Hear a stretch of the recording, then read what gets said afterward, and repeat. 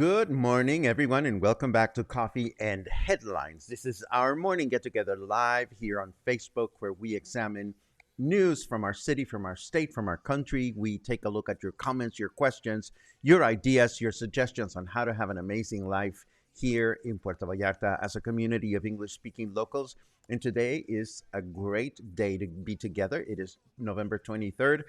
And I have so much gossip. Well, not gossip, but I was very, very intently watching the press conference that Governor Alfaro gave this morning here in Puerto Vallarta, and we learned all kinds of juicy details about everything from potholes to taxi companies to um, building permits, and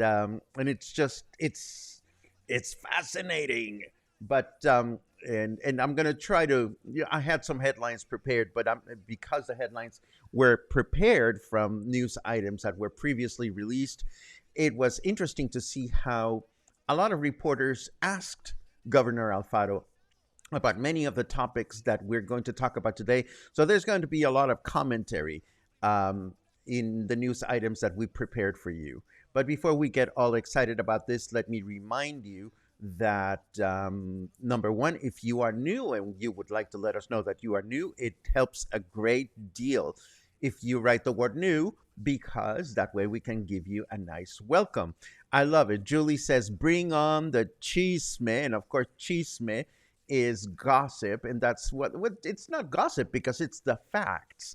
But it's more like what you want to tell your friends of something that you went to watch or something. I'm not making much sense, but I will once I start telling you the commentary. I'm even schwitzing. I'm so excited. Um, I also want to let you know if there's something really important um, on in your mind, on your mind. Well, in or on. If there's something really important that you're concerned about, it helps a great deal if you add a letter Q at the beginning of your question or comment. That way we know that it was addressed towards yours truly, and we will be able to react to it or answer it if we have the answer. So there you have it. How was that for confusing? My goodness. Let us get started with the news and we'll take it from there.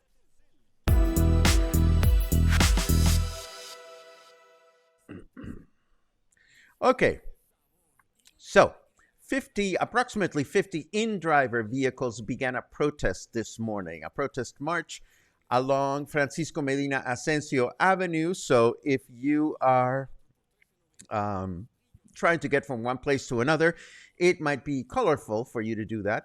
And this, of course, coincides with the fact that Governor Alfaro is in Puerto Vallarta. As we know, in recent days, the state's transportation secretary began stopping in-driver vehicles around the city, and this stems from the fact that the platform has not been willing or able to comply with the requirements. And now a little bit of commentary. This morning, during the press conference, several people were present, including the Secretary of Transportation for the state, and of course, Governor Alfaro. And of course, Governor Alfaro was sitting right next to our mayor, which makes things even more interesting. So, the Transportation Secretary confirmed the fact that a number of invitations have been extended to InDriver to come into the offices of the Transportation Secretary and comply formally and legally with the same protocols and requirements that other similar companies have to comply with.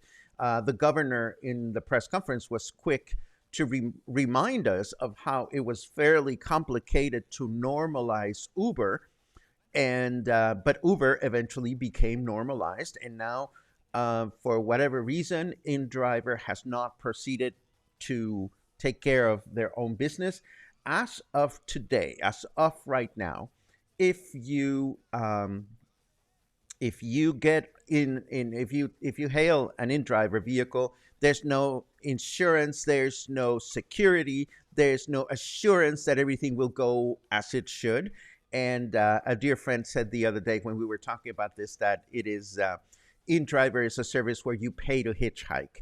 So again, whenever you are considering hopping on an InDriver vehicle, do so knowing that you take a chance. Meanwhile, while we thought that Governor Alfaro was here to participate in a health-related event, I found this video on Facebook just before the broadcast where he presented an official permit to yet another platform. This one is called Didi, to be able to operate here in Puerto Vallarta. No wonder the nice folks of InDriver are not happy. But apparently, not only has Uber normalized their service a few years ago, but now this company called Didi, which is a multinational company, they have operations in many, many countries. They've filled all the paperwork and crossed all the dots and so forth and so on. And so the short of it is you can now use Didi in Puerto Vallarta. So I very quickly went to put the application in my iPhone and tried to do some perusing of it to see how it works. And I haven't looked at it in detail, but apparently Didi is now available for you to be able to order food and have it delivered to wherever you want. So as soon as you open the app, you are presented with a number of restaurants in your vicinity that operate with Didi.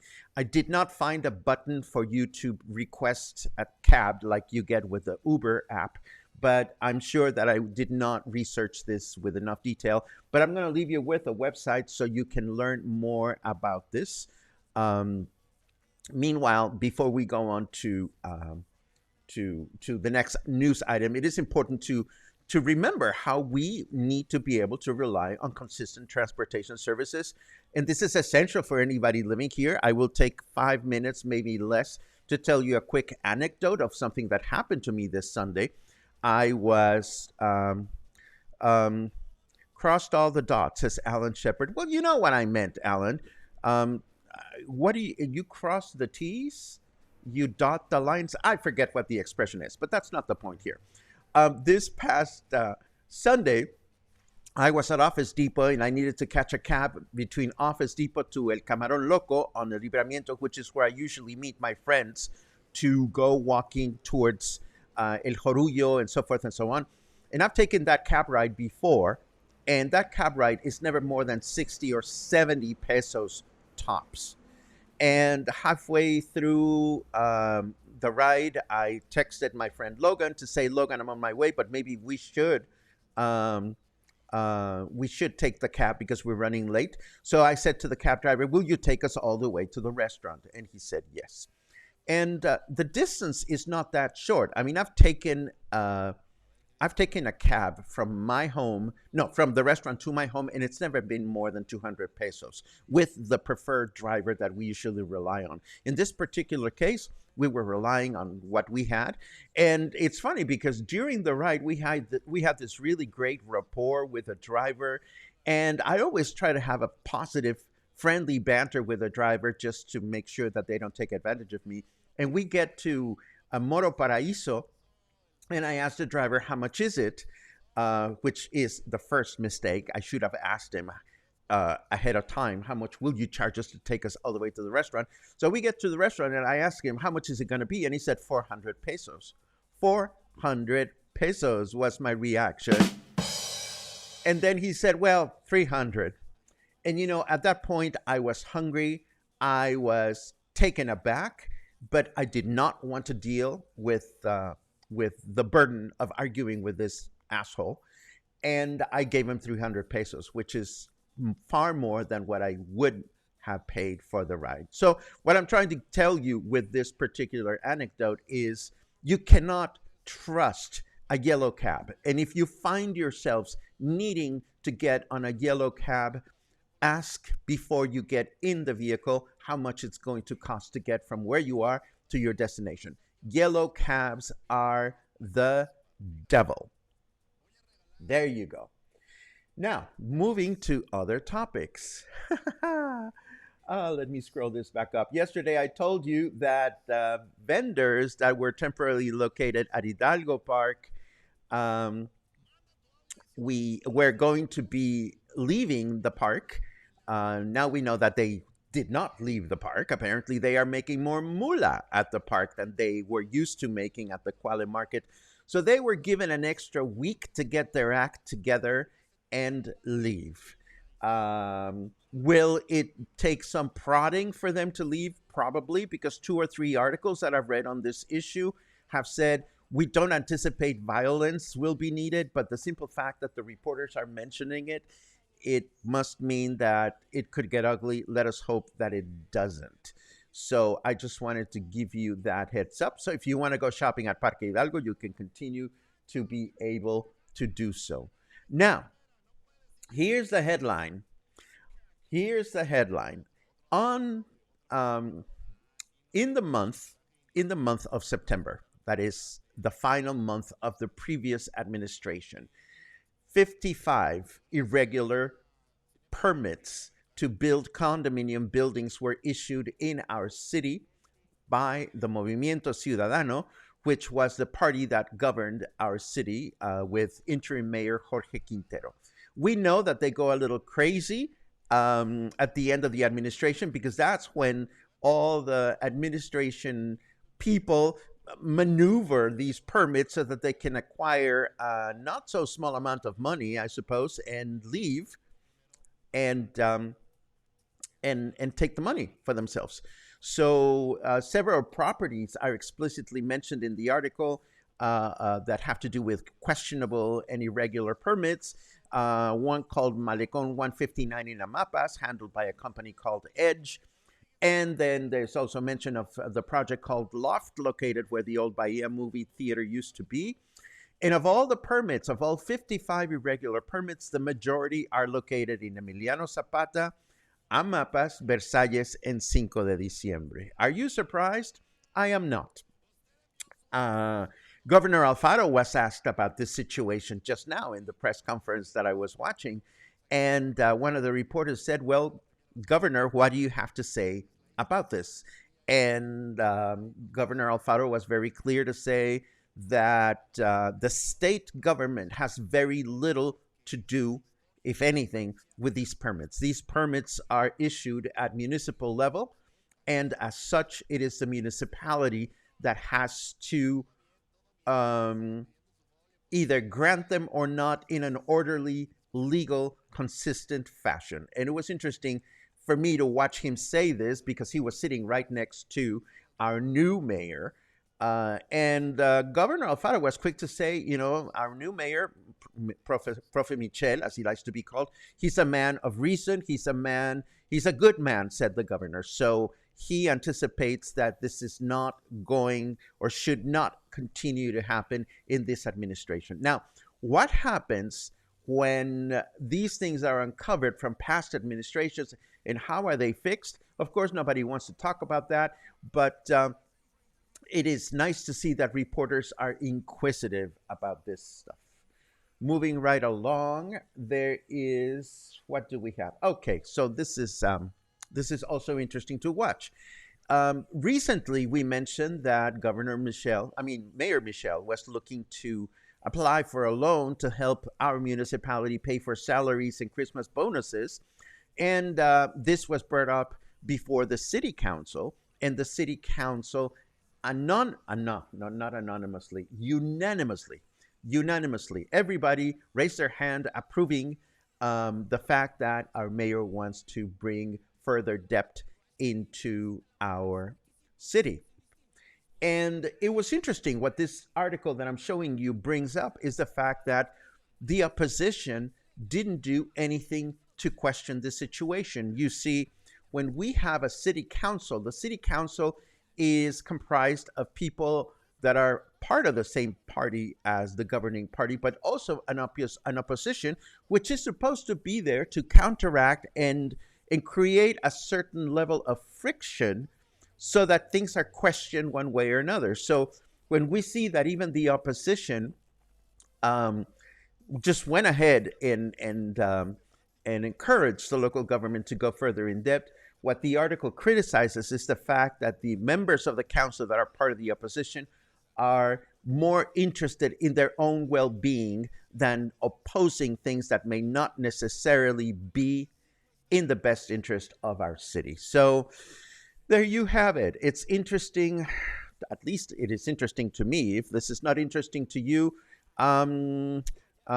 just write the phrase snap out of it, and then I'll snap out of it, and I will not feature such in-depth commentary on our government. I am under the impression that these things are important to you. So, and today there just happened to be so much information to this effect. And last of not least, but not least, this other headline says it's been 53 days of Mayor Michel's new administration, and he still has yet to appoint women, or enough women, 50% of women, to his top cabinet, which is what the law expects of any municipal government. Let us hope that they continue to nudge the good mayor so that he will give women the rightful place they deserve in our city's government. And that, my friends, is the heavy news. Let us turn over to the weather forecast just to see what we have going on.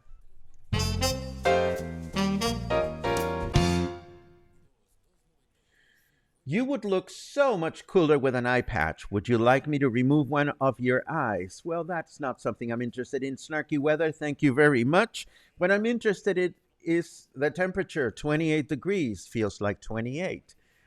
Humidity is at 54%, and our temperature in Fahrenheit degrees is 82. Our weather forecast for today calls for a clear day, high temperature of 31, low temperature of 20. Wednesday, that will be tomorrow, partly cloudy through the day with a high temperature of 32, low temperature of 21. I don't know that we've ever seen any major reporter on network television go but it's nice to be able to do that here. Our weather forecast for Thursday, partly cloudy through the day, high temperature of 30, low temperature of 21. And that, my friends, was the weather forecast. Ay, Dios mío. Before we move on to our Taco Tuesday, I want to let you know that they also asked Governor Alfaro, and I haven't even finished watching the press conference. I was able to watch like 2/3 of it. They also asked him about potholes and this and that and the other. And for better or for worse, the governor was quick to inform things like potholes and streets that are not in good condition are not part of the responsibility of the state's budget. It is municipal budget that has to take care of those things, which was very, very interesting because, again, Governor Alfaro was saying all this stuff in front of of our mayor. I wish somebody had asked at this point of the press conference, well, Mayor Michel, if it is your budget's responsibility to fix the potholes, where is the budget? And I think that has everything to do, and again, I'm speculating because I'm not an expert, but this has everything to do with whether the past administration left any money or not enough money in the government, in the city's funds after they took off. So complicated, so fascinating, so frustrating sometimes, but again, I'd rather be more informed than less informed. Um, of course, now it's time to inform ourselves of some delicious tacos. And I have to say, after our walk last week and having discovered those wonderful tacos de canasta that I mentioned, I just had to go back. And I went back this past weekend and I wanted to dive a little bit more into this particular location. So, so there you have it. This is Tacos de Canasta Andrade. We have spoken about Tacos de Canasta before, and we have talked about how these are very simple tacos that originated near Mexico City, and these are usually distributed in baskets. And the tacos are prepared elsewhere. They're covered with oil so that they will stay nice and warm and moist, and they're put in baskets that are wrapped in plastic and then in fabric, and the vendors are able to keep these tacos very, very warm for a number of hours. So in big cities, it is common to find tacos de canasta in being sold by bicycle riders and things like that. But of course, we went to this particular place. The place is fairly small. In fact, it only has room for 2 tables. Inside, it is located kitty corner from one of the back corners of the Municipal Stadium, right on the edge of Cinco de Diciembre. And as is the case with most tacos de canasta places, the tacos are prepared with a small number of fillings. It's usually chicken with mole, chicharron or pork rind, shredded beef, potato, or bean. Those are pretty much the standard 5 flavors of tacos de canasta that you can get wherever you go. And in this particular case, as in many of these places, there's a condiment station where you can get, you can prepare your tacos to your liking, and you have salsas that are more or less spicy, and onions and lime, and there's some shredded coleslaw. And when the tacos come to your table, they look like this, and you're looking at tacos de canasta that could be any flavor because they all look alike. So when you ask for them, it is always, you tell them exactly what flavors you want, and you have to open them just to see what it is that you're eating at any given time. I personally love tacos de canasta. But there are 2 great things about this place. Number one, while many tacos de canasta places do their own tacos elsewhere, and then they have them delivered by car to the different distribution points. In this particular restaurant, at Tacos de Canasta Andrade, they prepare their tacos on site, so they're fresher and yummier, and they were very tasty. But there's more to it. I mean, aside from tacos de canasta, which are very inexpensive, if you look at the prices here, they're 14 pesos a pop.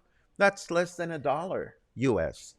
But aside from tacos de canasta, you can also order chilaquiles and scrambled eggs in different ways, omelets, burritas, sandwiches, quesadillas, and they have a variety of beverages. You will not find alcoholic beverages at these kinds of places, but you can order milkshakes, you can order orange juice, you can order sodas and locally prepared aguas.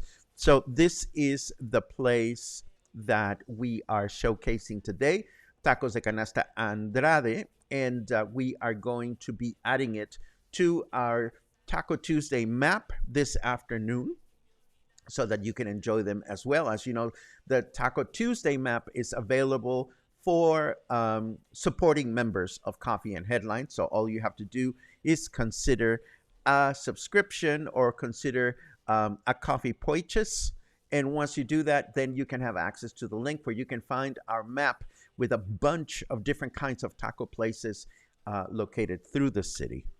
And now let us take a quick look at your comments just to see what everybody is thinking about. I love it. God bless you, Albert. I love how you never know each morning what's going to happen with Paco. Well, I'll give you some news. Each morning, I have no idea what's going to happen with Paco either, because it is Luna who tells me what my fate is going to be every single day. Let's see. Ooh, good morning, PV friends. How everyone is excited for a great day. I bring this up, Blair, because I know we're going to have a telephone conversation in a little while. As soon as the broadcast is over, I will send you my very discreet cell phone number so that you can give me a jingle and we can talk to our heart's content. Let's see. Christy is hanging out with her grandson. I love it. It was great seeing you again last night, Christy, having dinner together. We went to Oregano's. And Barbara had a fun dinner with friends last night at Oregano. I wonder if it was your table that took over the table that I reserved. And that was shady of my part to bring it up. But I was told last night that we couldn't get the table that we reserved ahead of time because some person came in and decided to get a little imperial. I hope it was not you, Barbara. And if it was you, well, what can I tell you? Let's see what else. Oh, I know what I can tell you. I can tell you, or whoever, if the person that happened to be the person that just imperialistically decided to take over the table that I had reserved, is that it is so nice that restaurants at such as Oregano behave in the most professional way, and they realize that they have to juggle the whims of people that don't make reservations against the whims of people that do. And we ended up having a lovely, lovely dinner. And as always, I commend the staff, which is completely bilingual. And the cuisine that Chef Graciela makes is just out of this world. There you go. Let's see what else we have. Imperial. I love schwitzing. I don't love schwitzing, but I love talking about it. Thank you for that, Jody. Yiddish and English. Oh, you wait till you hear my Yiddish and Spanish. It gets quite interesting. Let's not go there. Let's see what else we have. Cindy says, you forgot to say good morning. I think I forgot to say good morning, so don't feel so bad about it. Didi is the Chinese-owned version of Uber. Apparently, you are right, because when I walked into the website, when I got into the website, it came on in Chinese, but I quickly switched it over to English. Good to know that Didi has been great in Querétaro. Again, I'm very interested in this. It's going to become my next platform. Along with Uber, I will not install the InDriver application in my phone just because I have enough adventure in my life as it is. When using a yellow cab or any cab, should you tip above the amount quoted? In Puerto Vallarta, don't use a yellow cab, period. But if you use one, I don't tip. I don't tip them. They're assholes in my book. They're already overcharging and they're disorganized. They are, no. Fuck it. Let's see what else. What? There is a wheelchair surcharge if we use the yellow cabs? See, they come up with these policies out of their sleeves or out of their anal canal. I don't know exactly which orifice they use, but there is no ruling to that effect, then. And I'm so glad that you're bringing this up, because that's yet another reason why nobody should ride those yellow cabs. Dave calls them los cabrones de taxi amarillo. I don't blame you. They're just like, no, fuck it. We don't want them. then adds, we tip it. That is because the wheelchair makes more work for everyone. Of course, I mean, if a cab has a nice detail with me, or of their story they tell me seems compelling and I buy it, of course I'm going to give them a little bit of extra money. But just as Magic is saying, yellow cabs are the devil. Yes, duly noted. Please keep that in mind. Um, and the yellow cab drive like anal canals. There you have it. There you have it. Um, can you share the link to the article about the irregular permits? Jeff, you must be a newbie. And if you are, welcome to Coffee and Headlines. Please know that every article, every news item that we share or that we discuss is included in the show notes, which are available usually minutes to an hour after each broadcast. So you'll be able to find the link there along with the links of everything that we have discussed so far. Uh, Tony reminds us of a very traditional Mexican phrase, con dinero baila el perro, with money dances the dog. What Tony has failed to include is the second half of that saying, which is, sin dinero bailas como perro, which means without money, you end up dancing like a dog. Boom, boom. Yes, there you have it. Let's see what else. Da da da da. No snap out. Keep on keeping on. Please never snap out of it. I am so happy to know that this is important to you guys. I am happy to never snap out of it. And Tony was itching for Taco Tuesday. I hope you got what you wanted. Heather is loving the commentary and news topics today. Paco feels meaty and informative. Well, you know, it's challenging some days, Heather, when there's not enough meat in the news. But when there is, I think it's really, really important to go there. And I am happy to be confirmed, or to confirm that there's enough of you that are interested in this types of news to continue featuring here with enough detail. Uh, uh, uh, uh, uh, uh. You should you should consider inviting the mayor for a live segment. Nah, nah, nah, nah, nah, nah. Let's see what else we have. Roll on February 3rd. Roll on February. 3 weeks of paradise this year, says Carolyn. May you make the best of it. Let's see what else we have.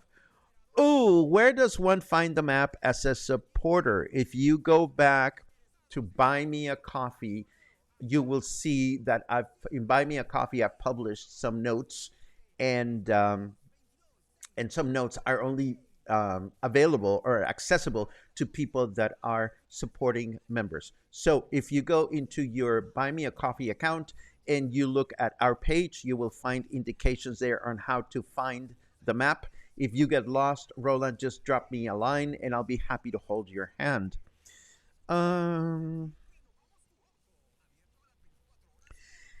Angelica says, last night we went to the Seahorse with a group of people to see the mariachi for Santa Cecilia, but then at the same time it was music going on at the park. It was confusing because they were playing at the same time. Why two groups at the same time and so close from each other? Who knows? Maybe because we have to. I have no idea. I really have no idea. But thank you for letting us know. I hope you had a good time. Yes, yesterday was the day of Saint Cecilia, the patron saint of musicians. Chris confirms that the Didi app is working for food delivery only at the moment, at least for me, he says. I hope that that changes and they're going to be offering transportation service for humans. Barbara, thank you. I'm happy to know that you were not the only that you were not the person that decided to get all imperial at the restaurant yesterday. But yesterday I found myself enjoying my dinner very much, but somewhat cringing inside. Just sad that there are some people that come into restaurants and places and they feel entitled. Let's not go there. That one is definitely not worth going to. Let's see what else we have. Uh, Tony says, totally trust your restaurant selections. I appreciate that, Tony. And we try to get it right. Of course, we go to these places, we endorse them. And, if you have a less than ideal experience after we've gone, there's only so much we can do. But we do not collect names and addresses of restaurants and put them in a guide without having been to them at least once. And that is something that is true for both the Taco Tuesday map and also the Versalles for Foodies map. There are other people out there that have food guides, and I cannot guarantee whether they have actually enjoyed the food here in Puerto Vallarta or they just got the addresses from Facebook. And if you don't, now that whenever we feature a restaurant or an eatery of any kind is because we have at least tried it once. And oh my, this is not addressed to me, but this is going to be, I think, our closing argument. Dressing up in a taco costume is a very specific fetish. Well, Roland, if you have photos to share, we'd love to see them. And with that, we wrap up this edition of Coffee and Headlines. I hope you had a good time. I hope you learned something fun. I hope you were inspired. I hope you were informed. I hope you have new ideas of things to do. We didn't talk about a lot of fun activities, but there's that taco place, and I am already itching to go back. So have a great Tuesday. I hope you have a great week. I hope things are going great for you. And and I'll see you back tomorrow, where if all goes well, we will walk. Tomorrow is Wednesday. So between today and tomorrow, stay happy, stay groovy, stay kind, and stay in touch. That is always important. Have a good one.